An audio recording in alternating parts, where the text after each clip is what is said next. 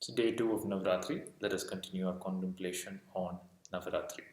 So we discussed last time that Navratri is about Shakti, Prakriti. So there is Purusha and Prakriti, two principles. Purusha doesn't mean male and Prakriti doesn't mean female. Purusha means the one who resides in all beings, consciousness, Shiva. And Prakriti is energy, the Shakti. Shakti is the Shakti and Shiva are the same. Shiva and Shakti. Shiva is Shakti, Shakti is Shiva. So how do you understand this? Think about it like fire. So fire and the ability of fire to heat and give light cannot be uh, disconnected, cannot be separated. They go together. Similarly, Shiva and Shakti. Another example is Shiva represents the deep, silent ocean. So if you go deep inside the ocean, it's calm and silent. And at the surface of the ocean, there are waves and storm and whatnot. So it's the same ocean. When the ocean moves, it is Shakti. When the ocean is silent, it's Shiva. And Navratri is about Shakti. Shivratri is about Shiva. So, and what are these Shaktis? Last time we discussed that this Shakti, and these Shaktis operate through us. There are three forms of Shakti that operate through us. One is Kriya Shakti, the ability that which enables us to do various actions, be it from the atomic level, atomic action, or be it actions of the organs, the movement of the breath, the various actions functioning of the body, every action, be it speech, action and thought, any movement is Kriya Shakti. Then there is Ichha Shakti, which is the power of will, the ability to have intentions, the ability to desire something. That is Ichha Shakti. Then there is Gnana Shakti, the ability to know, that which enables us to know things, to understand. That is Gnana Shakti. And Ichha Shakti, Kriya Shakti and Gnana Shakti are nothing but Durga, which is Kriya Shakti, Lakshmi, Ichha Shakti, and Saraswati, Gnana Shakti. So you don't have to search for Lakshmi, Durga, Saraswati anywhere. They are in you, operating through you, and you are because of them. Without Lakshmi, Durga, Saraswati, you are nothing. So Navaratri is about paying respect to these energies and contemplating, understanding, and realizing them. And the second day of Navaratri is for the Devi Brahmacharini. What is Brahmacharini? What is the moment you hear the word Brahmachari, the first thing that comes to people's mind is, okay, it's something to do with celibacy and abstaining from sex and all those things. It has nothing to do with that. Brahmachari means Brahmani Charitam Manasam, one whose mind is moving towards Brahman. Brahman means supreme. Brahman refers to the supreme reality, supreme consciousness in you. So when your mind moves towards the divinity within you, you're a brahmachari. So brahmachari, the brahmacharini is about the day that you start evaluating where is your mind moving. Right now, where is the mind moving? Mind usually moves outwards towards the objects, one after the other. So as a child, the mind moves towards toys and games. As a child, the mind was moving towards small cars. And as you grow up, the mind moves towards bigger cars. It's the same movement of the mind. The object has changed. So the mind keeps changing objects. And why does the mind move towards objects? It thinks that by getting the object, it'll be happy.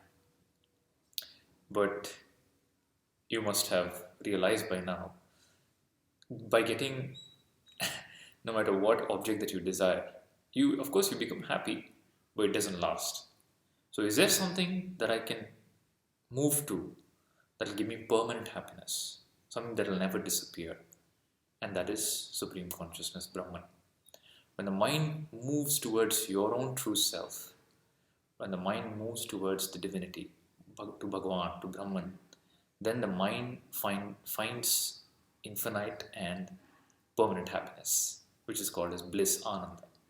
So the second day of Navratri is for you to evaluate where is your mind moving and why is it moving. There's nothing wrong in the mind moving in any direction. It is just for you to understand, to evaluate and see, is this movement of my mind giving me peace and happiness or suffering to me and to others? If it is giving you peace and happiness and it's bringing joy to others, it's the right moment. If it is not, then you can think about moving it to something higher. When you move the mind to something higher, you become free from suffering in your life.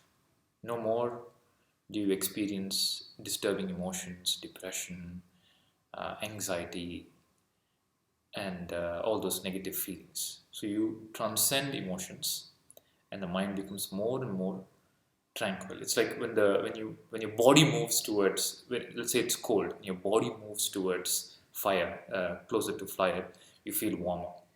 In the same way,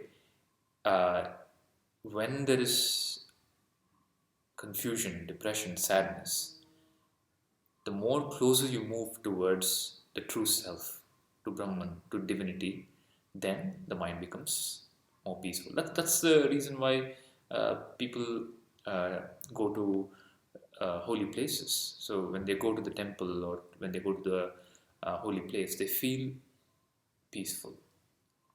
Now your mind effortlessly moves towards Brahman in deep sleep.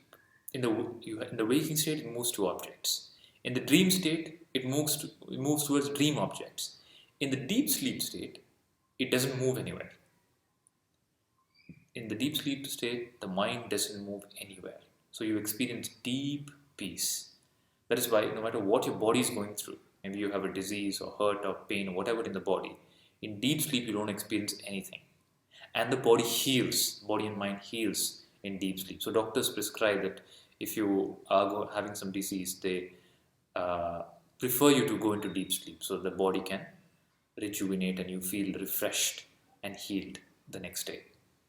So this deep sleep is where you touch your true self, where you come in contact with the divinity within you, or where the mind reaches Brahman. Now, if you can do that in the waking state through a conscious process, which is called moving the mind towards Brahman, then you are a brahmachari. It has nothing to do with any external action or non-action. It is to do with your internal state. Where is your mind moving? Is it moving towards objects? And why is it moving there? Just inquire, see, explore this movement of the mind inward and see where it leads you. And all the people who have gone on that inward journey, be it Buddha or Sri Ramakrishna Paramahamsa or the great enlightened beings and rishis of this great country Bharata, they all give their testimony. The inward journey will always lead you to infinite and permanent bliss. This is the message of the second day of Navratri, which is associated with Mother Brahmachari. So, seeking the grace and blessing of Mother Brahmacharini to bless all of us with the clarity to go within and discover the divinity within us and find that infinite and permanent bliss.